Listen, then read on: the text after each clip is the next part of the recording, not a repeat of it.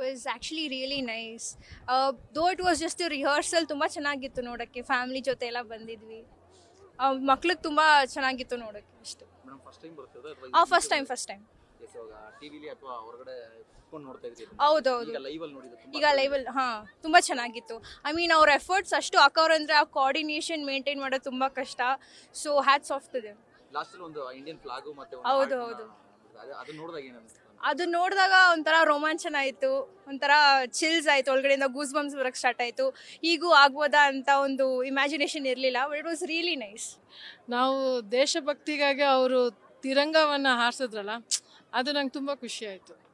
Actually ಎಲ್ಲೆಲ್ಲೂ ನಾವು ದೇಶಭಕ್ತಿನ ಸಾರ್ತಾ ಇದ್ದೀವಿ ತಿರಂಗವನ್ನು ಹಾರಿಸಿದ್ರಿಂದ.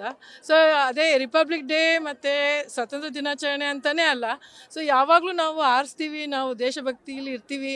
ಅದು ಬಂದಾಗ ಬೇರೆ ಶೋ ಆಗ್ತಿತ್ತು, ಬಟ್ ಆ ತಿರಂಗ ಬಂದಾಗ ಜನಗಳ ಒಂದು ಇದಿದೆಯಲ್ಲ, ಅದರಿಂದ ಗೊತ್ತಾಯಿತು ಜನ ಈಗಲೂ ಪ್ಯಾಟ್ರಿಯಾಟಿಕ್ ಇದ್ದಾರೆ, ದೇಶಭಕ್ತಿ ಅವ್ರಿಗೆ ಇನ್ನೂ ಇದೆ ಅಂತ ಒಂದು ಫೀಲ್ ಆಯಿತು. ಅದು ನನಗೆ ತುಂಬ ಎಕ್ಸ್ಪೀರಿಯನ್ಸ್ ಆಯ್ತು ಇಲ್ಲಿ.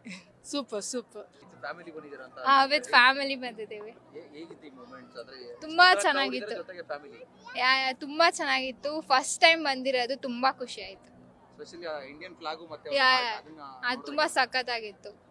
I feel proud of being Indian. ತುಂಬ ಚೆನ್ನಾಗಿತ್ತು. ನ್ಯೂಸ್ ಫಸ್ಟ್, ನಿರ್ಭೀತಿಯಿಂದ ನಿಮ್ಮ ಪರವಾಗಿ.